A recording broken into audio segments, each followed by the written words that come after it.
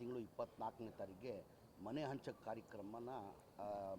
ಕಾರ್ಯಕ್ರಮಕ್ಕೆ ತಮ್ಮ ಪ್ರೆಸ್ ಮೀಟನ್ನು ಕರೆದಿರೋ ತಮಗೆಲ್ಲ ಗೊತ್ತಿರೋ ವಿಚಾರ. ಹಾಗಾಗಿ ಟೋಟಲ್ ಇಡೀ ರಾಜ್ಯದಲ್ಲಿ 1,80,253 ಮನೆಗಳು ಹಿಂದಿನ ಸರ್ಕಾರದಲ್ಲಿನೇ ಸಿದ್ದರಾಮಯ್ಯ ಸಾಹೇಬರು ಮುಖ್ಯಮಂತ್ರಿ ಇರುವಾಗ 1,80,253 ಮನೆಗಳು ಸ್ಯಾಂಕ್ಷನ್ ಮಾಡಿದ್ದು. 15, 16, 17, 18 ಸ್ಯಾಂಕ್ಷನ್ ಮಾಡಿದ್ದು. ಅದಾದಮೇಲೆ ಸಮ್ಮಿಶ್ರ ಸರ್ಕಾರ ಬಂತು.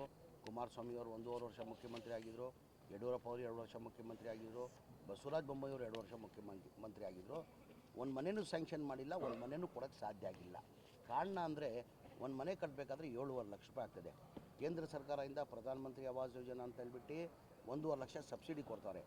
ಇದೇ ಬಡವ್ರ ಮನೆ ಕಟ್ಟಕ್ಕೆ 18% GST ಹಾಕಿ 1,22,000 ವಾಪಸ್ ತೊಗೊಳ್ತಾರೆ. ನಾನು ಭಾಳ ಸದನದಲ್ಲಿ BJP ಮುಖಂಡರಿಗೆ ಹೇಳಿದ್ದೀನಿ, ನಾನು ನಿಮ್ಮದೇ ಸರ್ಕಾರ ಇದೆ, ಬಡವ್ರ ಮನೆಗೆ GST ಹಾಕೋದು ಬೇಡ, ಕಾಸು ಜಾಸ್ತಿ ಆಗ್ತದೆ, 7.5 ಲಕ್ಷ ಆಗ್ತದೆ, ನೀವು 18% ಏನು GST ಹಾಕ್ತೀರಾ, ಬಡವ್ರ ಮನೆಗೆ GST ಹಾಕೋದು ಬೇಡ ಅಂತ ಭಾಳ ಸತಿ ನಾನು ಹೇಳಿದ್ದೀನಿ. ಅದು ಒಂದು ಕಡೆ ಇರಲಿ. ಕೇಂದ್ರ ಸರ್ಕಾರದಿಂದ 1.5 ಲಕ್ಷ ಬರ್ತದೆ, ರಾಜ್ಯ ಸರ್ಕಾರದಿಂದ 1,20,000 ಜನರಲ್ ಕೊಡ್ತೀವಿ, SC ST ಇದ್ದರೆ 2 ಲಕ್ಷ ಕೊಡ್ತೀವಿ. ಅವರೇಜ್ ತೊಗೊಂಡ್ರೆ 3 ಲಕ್ಷ ಆಯಿತು. 7.5 ಲಕ್ಷದಲ್ಲಿ 3 ಲಕ್ಷ ಹೋದರೆ ಎಷ್ಟು ಉಳಿತದೆ? 4.5 ಲಕ್ಷ ಬೆನಿಫಿಷರಿ ಕಟ್ಟಬೇಕು. ಟೋಟಲ್ ಬೆನಿಫಿಷರಿ ಪೇಮೆಂಟ್ ಸ್ಲಮ್ ಬೋರ್ಡ್ಗೆ 1,80,253 ಮನೆಗೆ 7,400 ಕೋಟಿ ಬರಬೇಕಾಗಿತ್ತು. ಬರೇ 310 ಕೋಟಿ ಬಂದಿತ್ತು. ಯಾವಾಗ 8 ವರ್ಷದಲ್ಲಿ ಯಾರೋ 5,000 ಕೊಟ್ಟವ್ರೆ, ಯಾರೋ 10,000 ಕೊಟ್ಟವ್ರೆ, ಯಾರೋ 15,000. ಪಾಪ ಬಡವರು ಕಟ್ಟಕ್ಕೆ ಸಾಧ್ಯ ಆಗಲ್ಲ. ಆ ಕಾರಣಕ್ಕೆ ಮನೆಗಳು ಅನ್ಕಂಪ್ಲೀಟ್ ಆಗಿತ್ತು. ಈ ಕಾಂಟ್ರಾಕ್ಟ್ಗಳು ಏನು ಮಾಡಿಬಿಟ್ಟಿದ್ದಾರೆ, ಈ 1,80,253 ಮನೆಗೆ ಕೇಂದ್ರ ಸರ್ಕಾರ ಮತ್ತು ರಾಜ್ಯ ಸರ್ಕಾರದ ದುಡ್ಡು ಏನು ಬರ್ತದೆ ಅದಲ್ಲಿ ಒಂದು ಡೆಮಾಲಿಷ್ ಮಾಡಿ ಪಾಯಾಗಿ ಬಿಟ್ಬಿಟ್ಟಿದ್ದಾರೆ. ಎಲ್ಲ ಜನ ಬೀದಿಯಲ್ಲಿದ್ದರು. ನಮ್ಮ ಸರ್ಕಾರ ಬಂದಾದಮೇಲೆ, ನನ್ನ ಗಮನಕ್ಕೆ ಬಂದಾದಮೇಲೆ ನಾನು ಹೆಂಗಪ್ಪ ಮನೆ ಮುಖ್ಯಮಂತ್ರಿ ಗಮನಕ್ಕೆ ತರೋದು. ಏನಕ್ಕಂದರೆ ಈ ಗ್ಯಾರಂಟಿಗಳೆಲ್ಲ ತಮಗೆಲ್ಲ ಗೊತ್ತಿದ್ದಂಗೆ 55,000 ರಿಂದ 60,000 ಕೋಟಿ ಆಗ್ತದೆ. ಅದಲ್ಲಿ ಹೆಂಗಪ್ಪ ಇದು 7,400 ಕೋಟಿ ಹೋಗಿ ಕೇಳೋದು ಅಂತೇಳ್ಬಿಟ್ಟು ಧೈರ್ಯ ಮಾಡಿ ನಾನು ಪ್ರಸಾದ್ ಅವರು ಹೋಗ್ಬಿಟ್ಟು ಮನೆ ಮುಖ್ಯಮಂತ್ರಿಗೆ ಗಮನಕ್ಕೆ ತಂದು, ಸರ್ ಹಿಂದಿನ ಸರ್ಕಾರದಲ್ಲೇ ತಾವೇ ಮುಖ್ಯಮಂತ್ರಿ ಇರುವಾಗ ಈ ಮನೆಗಳು ಸ್ಯಾಂಕ್ಷನ್ ಆಗಿದ್ದು, ಅದಾದಮೇಲೆ ಒಂದು ಮನೆಯೂ ಸ್ಯಾಂಕ್ಷನ್ ಆಗಿಲ್ಲ, ಒಂದು ಮನೆಯೂ ಕೊಡೋಕ್ಕೆ ಸಾಧ್ಯ ಆಗಿಲ್ಲ. ಕಾರಣ ಅಂದರೆ ಬೆನಿಫಿಷರಿ ದುಡ್ಡು ಕಟ್ಟೋಕ್ಕೆ ಸಾಧ್ಯ ಆಗಲ್ಲ. ಹಂಗೆ ಸರ್ಕಾರ ವತಿಯಿಂದನೇ ನಾವೇ ದುಡ್ಡು ಕೊಡಬೇಕಾಗ್ತದೆ ಅಂತ ಹೇಳ್ಬಿಟ್ಟು ಮನೆ ಮುಖ್ಯಮಂತ್ರಿ ಗಮನಕ್ಕೆ ತಂದೆ. ಮನೆ ಮುಖ್ಯಮಂತ್ರಿಗಳು 2-3 ರಿವ್ಯೂ ಮೀಟಿಂಗ್ ಮಾಡಿ, ನೀನು ಹೇಳ್ತಾರೆ ಸತ್ಯ, ಬಡವ್ರು ದುಡ್ಡು ಕಟ್ಟೋಕ್ಕೆ ಸಾಧ್ಯ ಆಗಲ್ಲ, ಅಡ್ಡ ಸಾಹೇಬರು ಬರ್ತಾವ್ರೆ, ಮನೆ ಮುಖ್ಯಮಂತ್ರಿಗಳು ಬರ್ತಾವ್ರೆ, ಉಪಮುಖ್ಯಮಂತ್ರಿಗಳು ಬರ್ತಾರೆ, ಎಲ್ಲ ಸಚಿವರು ಬರ್ತಾವ್ರೆ. ರಾಹುಲ್ ಗಾಂಧಿ ಬರಬೇಕಾಗಿತ್ತು, ಅವ್ರು ಯಾವುದೋ ಬೇರೆ ಕಾರ್ಯಕ್ರಮದಿಂದ ರಾಹುಲ್ ಗಾಂಧಿ ಅವ್ರು ಬರ್ತಾ ಇಲ್ಲ. ಈ 1 ಲಕ್ಷ ಕೊಡಬೇಕು ಅವರಷ್ಟೇ, 1 ಲಕ್ಷ ಕೊಡಬೇಕು. 7.5 ಲಕ್ಷದಲ್ಲಿ 1 ಲಕ್ಷ ರೂಪಾಯಿ ಕೊಡಬೇಕು. 4 ಲಕ್ಷ ಏನಿದೆ ಅದು ನಾವು ಸರ್ಕಾರ ವತಿಯಿಂದನೇ ಕೊಡ್ಬೇಕಂತ ತೀರ್ಮಾನ ಮಾಡಿ ಇದು ಮನೆಗಳಿಗೆ ಕೊಡ್ತಾ ಇರೋದು. ಇದು ಈಗ ಏನಾಗಿದೆ, ಹಾಂ ಅದೇ ಹೇಳಿದ್ದು. ಅದಕ್ಕೆ ನಾವು ಈ ತೀರ್ಮಾನ ತೊಗೊಂಡಿದ್ದು. ಪಾಪ ಏನಾಗಿದೆ, ಒಂದು ಉದಾಹರಣೆ ನಾನು ಕೊಡ್ತೀನಿ. ನಾನೇ MLA ಆಗಿದ್ದೀನಿ ಚಾಮರಾಜಪೇಟೆಯಲ್ಲಿ. ನನಗೂ ಒಂದು 2,000 ಮನೆ ಸ್ಯಾಂಕ್ಷನ್ ಆಗಿತ್ತು. ನಾನಾಗಿ ಜನತಾದಳ MLA ಆಗಿದ್ದೆ. 2016ರಲ್ಲಿ 2,000 ಮನೆ ಸ್ಯಾಂಕ್ಷನ್ ಆಗಿತ್ತು. ಆವಾಗ ನಮ್ಮ ಇಂಜಿನಿಯರ್ಗಳು ಹೋಗಿದ್ದಾರೆ, ಜನತಾ ಕಾಲೋನಿ ಅಂತ ಒಂದು ಏರಿಯಾ ಇದೆ, ಅಲ್ಲಿ ಹೋಗಿ ಅವ್ರಿಗೆ ಹೇಳಿದ್ದಾರೆ, ನಿಮ್ಮ ಮನೆಗಳು ಸ್ಯಾಂಕ್ಷನ್ ಆಗಿದ್ದಪ್ಪ, ಮನೆಗಳು ಖಾಲಿ ಮಾಡ್ಕೊಡಿ, ನಾವು ಕಟ್ತೀವಿ. ಅದು ಹೆಂಗೋ ಟಾರ್ಪಲ್ ಹಾಕೋನೋ ಶೆಡ್ ಹಾಕೋನೋ ಪಾಪ ಬಡವರು ಹೆಂಗೋ ಒಂದು ಜೀವನ ಮಾಡ್ಕೊತಾಯಿದ್ರು. ಅವ್ರಿಗೇನು ಮಾಡಿದ್ದಾರೆ, ಅಲ್ಲಿ ಹೋಗಿ ಇಂಜಿನಿಯರ್ಗಳು ಕೇಳಿದ್ದಾರೆ, ನೀವು ಖಾಲಿ ಮಾಡಿ, ನಾವು 1 ವರ್ಷದಲ್ಲಿ ಮನೆಗಳು ಕಂಪ್ಲೀಟ್ ಮಾಡಿ ಕಟ್ಕೊಡ್ತೀವಿ ಅಂತ ಹೇಳ್ಬಿಟ್ಟು ಕೇಳಿದ್ದಾರೆ. ಅವರು ಒಪ್ಪಲಿಲ್ಲ. ಬೇಡಪ್ಪ ನೀವು ಮಾಡಲ್ಲ, ನಮ್ಗೆ ಆಗಲ್ಲ, ನಮ್ಮ ಕೈಯಲ್ಲಿ ನಾವು ಹಿಂಗೆ ವಾಸ ಮಾಡ್ತೀವಿ, ಪರವಾಗಿಲ್ಲ ಅಂತ ಹೇಳ್ಬಿಟ್ಟಿದ್ದಾರೆ. ಇಂಜಿನಿಯರ್ಗಳು ಬಂದು ನನಗೆ ಹೇಳಿದ್ರು, ಸರ್ ಈ ಥರ ಜನತಾಗಳಲ್ಲಿ 2,000 ಮನೆಗಳು ಸ್ಯಾಂಕ್ಷನ್ ಆಗಿದೆ, ಈ ಮನೆಗಳು ಖಾಲಿ ಮಾಡಿಕೊಡ್ತಾ ಇಲ್ಲ, ನೀವೇ ಬಂದು ಹೇಳಿ ಅಂತ. ಅವಾಗ ನಾನೇ ಜನಗಳಿಗೆ ಅಂದೆ, ಮನೆ ಸ್ಯಾಂಕ್ಷನ್ ಆಗಿದ್ರಿ, 2,000 ಮನೆ ಖಾಲಿ. ಅವಾಗ ನಾನು ಅವೇರ್ನೆಸ್ ತರಬೇಕಾಗಿತ್ತು. ನೀವು ನೋಡಿ 4.5 ಲಕ್ಷ ನೀವು ಕೊಡಬೇಕು, ಕೇಂದ್ರ ಸರ್ಕಾರದಿಂದ 1.5 ಲಕ್ಷ ಬರ್ತದೆ, ರಾಜ್ಯ ಸರ್ಕಾರದಿಂದ 1.5 ಲಕ್ಷ ಬರ್ತದೆ, ಮಿಕ್ಕಿದು 4.5 ಲಕ್ಷ ಕೊಡಬೇಕಂತ ನಾನು ಅವೇರ್ನೆಸ್ ಅವ್ರು ತರಬೇಕಾಗಿತ್ತು. ಯಾವ ಮೇಲೂ ತಂದಿಲ್ಲ. ಅವ್ರೇನೋ ಸರ್ಕಾರ ವತಿಯಿಂದ ಕಟ್ಕೊಡ್ತಾರೆ ಅಂತ ಹೇಳ್ಬಿಟ್ಟು ಇದ್ದಿದ್ದ ಮನೆ ಎಲ್ಲ ಡೆಮಾಲಿಷ್ ಮಾಡಿಬಿಟ್ಟವ್ರೆ. ಪಾಪ ಬಡವರು ಹೆಂಗೋ ಅವ್ರಿಗೆ ಜೀವನ ಟಾರ್ಪಲ್ ಹಾಕೋನೋ ಮತ್ತೊಂದು ಹಾಕೊಂಡು ಪಾಪ ಅವ್ರ ಕಜ್ಜಲ್ಲಿ ಹೆಂಗೋ ಜೀವನ ಮಾಡ್ತಾಯಿದ್ರು. ಪಾಪ ಖಾಲಿ ಮಾಡಿಬಿಟ್ಟು ಏನು ಮಾಡಿದ್ದಾರೆ, ಭಾಳಷ್ಟು ಕಡೆ ನಾನು ನೋಡಿದ್ದೀನಿ, ಎಲ್ಲ ಕಡೆ ನಾನು ವಿಸಿಟ್ ಕೊಟ್ಟೆ, ಕಣ್ಣಲ್ಲಿ ನೀರು ಬಂತು ನನಗೆ.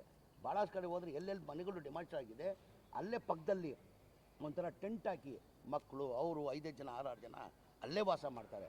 ಅದೇ ನೋಡಿಬಿಟ್ಟು ನಾನು ಮನೆ ಮುಖ್ಯಮಂತ್ರಿ ಗಮನಕ್ಕೆ ತಂದು, ನಾನು ಇಲ್ಲ ಸರ್ ಬಡವ್ರು ಕೊಡೋಕ್ಕೆ ಸಾಧ್ಯ ಆಗಲ್ಲ, ಈ ಮನೆಗಳು ನಾವು ಸರ್ಕಾರ ವತಿಯಿಂದ ಕಟ್ಕೊಡ್ಬೇಕಂತ ತೀರ್ಮಾನ ಮಾಡಿದ್ವಿ. ಇದಕ್ಕೆ ನಾನು ಮಾಧ್ಯಮ ಸ್ನೇಹಿತರಿಗೆ ಕೇಳಿದ್ರು, ಇದೇನಕ್ಕೆ BJP ಅವ್ರು ಮಾಡಿಲ್ಲ? ಅವಾಗ ಯಾವ ಗ್ಯಾರಂಟಿನೂ ಇಲ್ಲ BJP ಅವ್ರಿಗೆ. ನಮಗಂತೂ ಗ್ಯಾರಂಟಿ ಒತ್ತಡ ಇದೆ. ಈ BJP ಅವ್ರು ಹೇಳ್ತಾರೆ, ಈ ಗ್ಯಾರಂಟಿಗಳು ಕೊಟ್ಟಾದಮೇಲೆ ಕಾಂಗ್ರೆಸ್ ಸರ್ಕಾರ ದಿವಾಲಿ ಆಗಿದೆ, ಏನೂ ಅಭಿವೃದ್ಧಿ ಕೆಲಸ ನಡೀತಾ ಇಲ್ಲ. ಇದಕ್ಕಿಂತ ಒಳ್ಳೆ ಕೆಲಸ ಏನ್ರಿ ಇದು? 36,780 ಮನೆ ಕೊಟ್ಟಿದ್ದೀವಿ. ಈಗ 42,000 ಮನೆಗಳು ಕೊಡ್ತಾಯಿದ್ವಿ. 80,000 ಮನೆಗಳು ಕೊಟ್ಟಿದ್ದೀವಿ. ಆ ಟೈಮಲ್ಲಿ ಬಿ ಜೆ ಪಿಯವ್ರಿಗೆ ಸಮ್ಮಿಶ್ರ ಸರ್ಕಾರ, ಕುಮಾರಸ್ವಾಮಿ ಇರಲಿ, ಯಡಿಯೂರಪ್ಪ ಅವರು ಇರಲಿ, ಬಸವರಾಜ ಬೊಮ್ಮಾಯಿ ಇರಲಿ, ಆ ಟೈಮಲ್ಲಿ ಯಾವ ಗ್ಯಾರಂಟಿನೂ ಇರಲಿಲ್ಲ. ನಾವು ಜನಗಳು ಚುನಾವಣೆ ಟೈಮಲ್ಲಿ ಇದು ಕೊಟ್ಟಿಲ್ಲ, ಮಾತು ಕೊಟ್ಟಿಲ್ಲ. ನಾವು 5 ಗ್ಯಾರಂಟಿಯನ್ನು ಘೋಷಣೆ ಮಾಡಿದ್ವಿ, 5 ಗ್ಯಾರಂಟಿ ಕೊಟ್ಟಿದ್ವಿ. ಅದ್ರ ಜೊತೆಯಲ್ಲಿ ಬಡವ್ರಿಗೆ ಮನೆ ಕಟ್ಕೊಡ್ತೀವಿ ಅಂತ ನಾವು ಘೋಷಣೆ ಮಾಡಿಲ್ಲ ಚುನಾವಣೆ ಟೈಮಲ್ಲಿ. ಅಂದರೆ ಬಡವ್ರ ಬಗ್ಗೆ ಕಾಳಜಿ ಇದ್ದಿದ್ದಾನೆ ಅವ್ರು ಮಾಡ್ಬೋದಾಗಿತ್ತಾನೆ.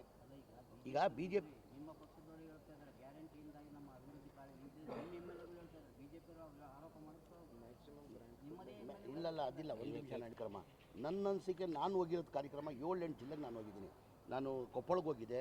1610 ಕೋಟಿದು ಉದ್ಘಾಟನೆ ಕಾರ್ಯಕ್ರಮ, ಗುದ್ಲಿ ಪೂಜೆ ಕಾರ್ಯಕ್ರಮ ಮಾಡಿದ್ರು.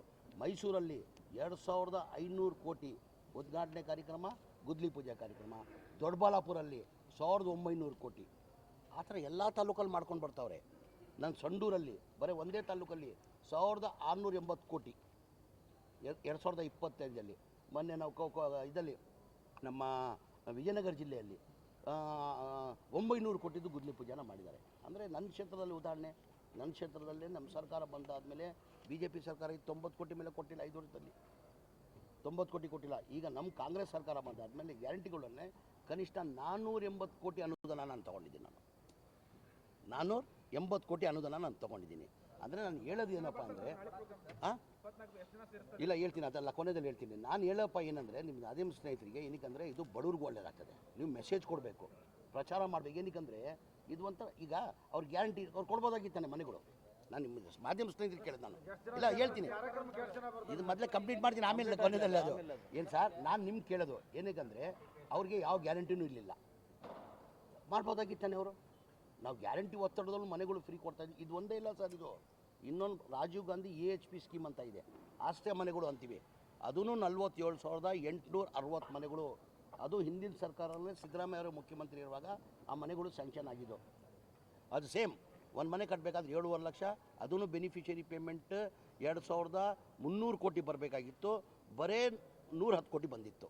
ಸೇಮ್ ಇದೇ ಥರ 7.5 ಲಕ್ಷ ಕೊಡೋಕ್ಕೆ ಸಾಧ್ಯ ಅಲ್ಲ ಅಂತ 6 ಲಕ್ಷನ ನಿಗದಿ ಮಾಡಿದ್ರು ರೇಟ್.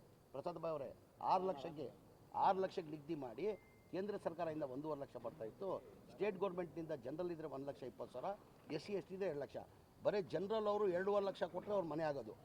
SC ST 1,70,000 ಕೊಟ್ಟರೆ ಅವ್ರಿಗೆ ಒಂದು ಮನೆ ಬೆಂಗಳೂರು ಸಿಟಿಯಲ್ಲಿ ಅವ್ರ ಸ್ವಂತ ಮನೆ ಆಗೋದು. ಸಿದ್ದರಾಮಯ್ಯ ಇರುವಾಗ ಮಾಡಿ 1,028 ಎಕರೆ ಕೊಟ್ಟರು. ಅದಾದಮೇಲೆ 18ಅಲ್ಲಿ ನಮ್ಮ ಸರ್ಕಾರ ಬಂದಿಲ್ಲ, ಸಮ್ಮಿಶ್ರ ಸರ್ಕಾರ ಬಂತು. ಇದೇ ಬಸವರಾಜ ಬೊಮ್ಮಾಯಿಯವರು ಬಡವ್ರ ಬಗ್ಗೆ ಎಷ್ಟು ಕಾಳಜಿ ಇದೆ ನೋಡಿ. ಇದೇ ಬಸವರಾಜ ಬೊಮ್ಮಾಯಿಯವರು 2021ರಲ್ಲಿ ರಿವ್ಯೂ ಮಾಡಿಬಿಟ್ಟು ನಾವೇನು 6 ಲಕ್ಷ ನಿಗದಿ ಮಾಡಿದ್ವಿ ರೇಟ್, ಅದಕ್ಕೆ 11,20,000 ಮಾಡಿಬಿಟ್ಟು ಈಕ್ವಲ್ ಟು ಡಬಲ್. ಈಗ ನಮ್ಗೆ ನಾವು ಮಾಡಿರೋದು ಬಡವರಿಗೆ ಜನರಲ್ ಇದ್ದರೆ 2.5 ಲಕ್ಷ ಕೊಟ್ಟರೆ ಅವ್ರ ಮನೆ ಆಗೋದು, SC ST ಇದ್ದರೆ 1,70,000. ಈಗ 8.5 ಲಕ್ಷ ಅವ್ರು ಕಟ್ಟಬೇಕು. ಎಲ್ಲಿಂದ ಬಡವರು ಕಟ್ತಾರೆ? ಆ ಕೆಲಸಗಳು ಕಾಮಗಾರಿನೂ ಎಲ್ಲ ನಿಂತುಬಿಟ್ಟಿತ್ತು, ಯಾರೂ ಬರ್ತಾಯಿಲ್ಲ, ಅಪ್ಲಿಕೇಶನ್ ಇಲ್ಲ, ಯಾವುದಿಲ್ಲ. ನಮ್ಮ ಸರ್ಕಾರ ಬಂದಾದಮೇಲೆ ಮನೆ ಮುಖ್ಯಮಂತ್ರಿನ ಕೇಳಿದ್ರು, ನಾನು ಒಂದು ಕನಸಿತ್ತು ತಗೊಂಡು ಬೆಂಗಳೂರು ಸಿಟಿದು, ಏನಾಯಿತು 1 ಲಕ್ಷ ಹೌಸಿಂಗ್ ಸ್ಕೀಮ್ ಅಂತ. ನಾನು ಹೇಳಿದೆ, ಸರ್ ತಾವು 6 ಲಕ್ಷ ನಿಗದಿ ಮಾಡಿದ್ದೀವಿ ರೇಟ್. ಈ BJP ಸರ್ಕಾರದಲ್ಲಿ ಬಸವರಾಜ ಬೊಮ್ಮಾಯಿಯವರು ರಿವ್ಯೂ ಮಾಡಿಬಿಟ್ಟು 11,20,000 ಈಕ್ವಲ್ ಡಬಲ್ ಮಾಡಿಬಿಟ್ಟವ್ರೆ. ಯಾರೂ ಮುಂದೆ ಬರ್ತಾಯಿಲ್ಲ ಸರ್. ಪಾಪ ಬಡವರು ಎಲ್ಲಿಂದ ಕಟ್ಟಕ್ಕೆ ಸಾಧ್ಯ? 2 ಲಕ್ಷ ಕೊಡೋದೇ ಕಷ್ಟ. ಅವರು 8.5 ಲಕ್ಷ ಎಲ್ಲಿ ಕೊಡ್ತಾರೆ? ಕಡಕ್ಕೆ ಇಂಟ್ರೆಸ್ಟ್ ಅಮೌಂಟ್ ಡಿಫ್ರೆನ್ಸ್ ಆಗಿಬಿಡ್ತದೆ. ಮನೆ ಮುಖ್ಯಮಂತ್ರಿ ಗಮನಕ್ಕೆ ತಂದಿದ್ದಕ್ಕೆ ಒಂದು ಕೆಲಸ ಮಾಡು, ಅದು ಕ್ಯಾಬಿನೆಟ್ ತೊಗೊಂಡು ಬಂದು ಕ್ಯಾಬಿನೆಟಲ್ಲಿ ತೊಗೊಂಡು ಕ್ಯಾಬಿನೆಟಲ್ಲಿ ಕೂತ್ಕೊಂಡು ಚರ್ಚೆ ಮಾಡುವ ಅಂತೇಳ್ಬಿಟ್ಟು, ಏನು ನ್ಯಾಷನಲೈಸ್ ಬ್ಯಾಂಕ್ ಇತ್ತು ಅಷ್ಟೇ ಬೆನಿಫಿಷರಿ ಕೊಡಬೇಕು. ಏನು ನ್ಯಾಷನಲೈಸ್ ಬ್ಯಾಂಕಲ್ಲಿ ಏನು ಇಂಟ್ರೆಸ್ಟ್ ಇತ್ತು ಅಷ್ಟೇ ಕೊಡಬೇಕು. ಪ್ರೈವೇಟ್ ಬ್ಯಾಂಕಲ್ಲಿ ಜಾಸ್ತಿ ಇದೆಯಲ್ಲ, ಅದು ಸರ್ಕಾರದಿಂದ ಬೇರೆ ಮಾಡಬೇಕಂತ ಹೇಳ್ಬಿಟ್ಟು ಕ್ಯಾಬಿನೆಟ್ ತಂದು ಮನೆ ಮುಖ್ಯಮಂತ್ರಿ ಅಪ್ರೂವ್ 1,600 ಕೋಟಿ 12,000 ಮನೆಗಳಿಗೆ. ಏನಕ್ಕಪ್ಪ ಇದು BJP ಅವ್ರು ಮಾಡಿಲ್ಲ?